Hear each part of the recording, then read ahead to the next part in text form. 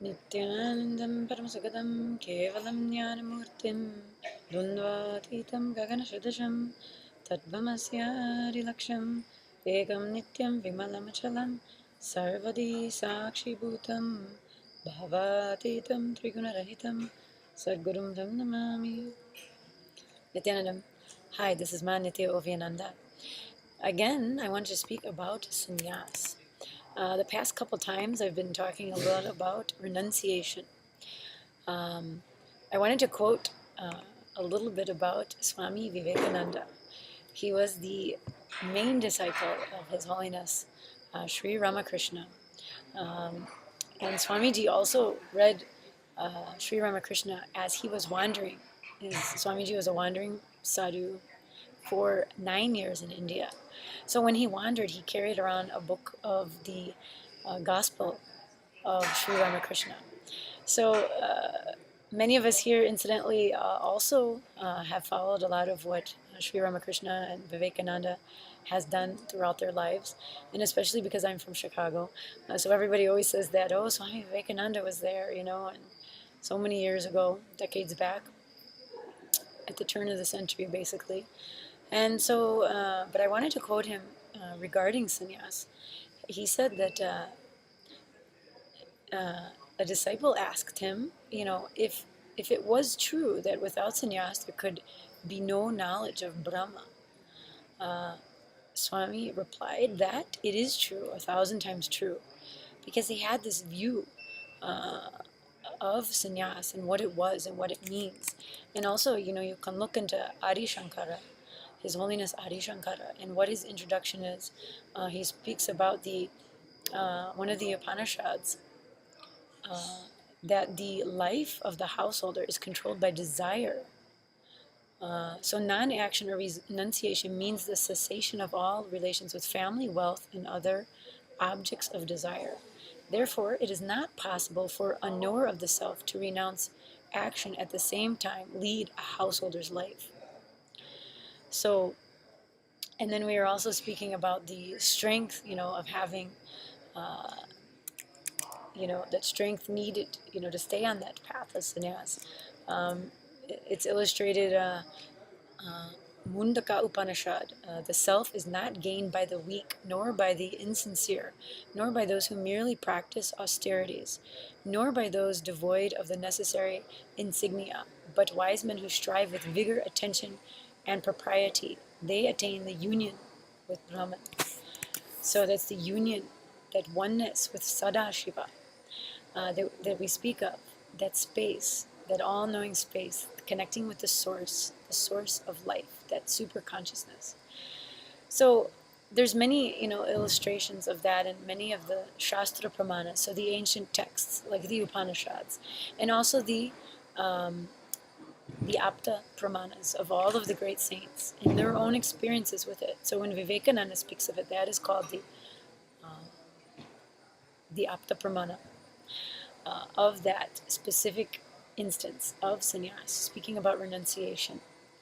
So, and as I was illustrating, it is very difficult to be on the path. And that's why we are so blessed to have Swamiji with us, His Holiness Paramahamsa Nithyananda. Because I often think and wonder, if it wasn't for him, would I be on this path? Would I again and again be continuing that birth-death thing over and over again, coming back, going to the suffering of all the patterns and things, not knowing how to handle life and deal with life from a higher space, from an understanding, a cosmic understanding, which Swamiji gives us. And so I'm, more and more, you think about what a blessing it is that he is here with us on planet Earth now. Because without him, I feel, where would we be? We would just be stuck still in those desires and only living for those desires and having unfulfillment. Because so many different things I did in my life. It's not like I sat around like a couch potato and watched TV. I did many things and I tried many things, and I've experienced a lot of different aspects of life, from traveling to parties to meeting different people. Sure, there's some things which I didn't do and maybe wanted. So some unfulfillment maybe happened in certain areas. But all those desires I was always running at, always waiting for the weekend, When is the weekend coming? Just hurrying up life, only just to get to the next weekend or the next vacation, the measly 1 or 2 weeks you get off during the whole year. That's all like I was living for. And once you discover that you're just running and running after desires and there's no fulfillment with it, and only finding fulfillment now, and with Swamiji and being here. Last night we had the beautiful experience of uh, his darshan. It was the last day of Inner Awakening program, and the Adina Vasis were invited to witness it. So Swamiji is just simply sitting there, radiating his divine energy of Sadashiva, and just sitting there, gazing at him is like such a fulfillment for me. I think of all the other things in life I was running after, and just seeing this one being there has such a fulfillment at a being level. To somebody else, if you told them, they would think you're nuts.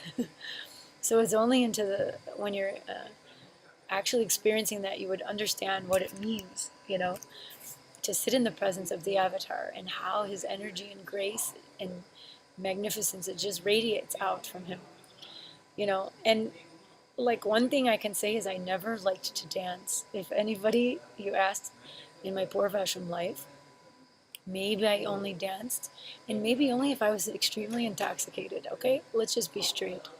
Life is the way it was. Life is the way it is now. It's very different. And I feel my being was just yearning for something more, but didn't know what to do. So anyway, when I found Swamiji, it was just an extra blessing, because it's as if a puzzle piece that was missing was there. But I would never dance, never. And I remember once dancing as a child. I had this thing, and I was kind of enjoying it. I was only like 5 or 6, 7, and my aunt was having a party in the basement. Here's a good lesson in carrying around incompletions your whole life. And what I'm telling that you need to learn about completion and where your things come from that you're doing, those hangovers from the past, how they're affecting your present life. But I was enjoying myself dancing, and my aunt was having a party in the basement with her friends. At that time, she was, maybe an early, teenager, and she was having some birthday party. She's not so much older than me, but I was enjoying. And some reason they were probably thinking I'm cute, because my aunt always loved me, and would always like to be around me and hug me and all those things. So they probably were thinking how cute I was dancing around. But her and her friends were staring at me and laughing. But I took it the wrong way at that time. I had a cognition that they thought my dancing was funny and I shouldn't dance. So I remember that time. And from then I was kind of always I never wanted to dance anymore. And I was very much always on the sidelines, forget about dancing. So that's one thing I remember. And only when I came here to the Adinam and started to live here with Swamiji, I started to feel that actual joy, of wanting to express it, because we have a lot of times kirtan in which we play that devotional music, and it's not like some boring music. Swamiji has great taste in music, so we have all different types of music, and even dance music about Sadashiva, and I've never liked that kind of music before, but somehow it's so enlivening now. So suddenly I found myself starting to dance. And even now, every now and then, I'll have that kind of thing where I feel shy or I don't want to dance. But anyway, I just make myself do it, just to keep on breaking that pattern with will persistence. Because it's only from that space of joy of being around Swamiji and that music of Shiva, and dancing, that's what is breaking that and making me feel, having that fulfillment. And last night I started dancing, and Swamiji was there, and I was a little shy, but also was feeling, fulfillment of being able to do that and express it, and just enjoying that moment. So sannyas is all about going into what is making you fearful. And whenever you say you don't want to do something, then you should just do it anyway, because only then will you break those patterns and that resistance to life that you have.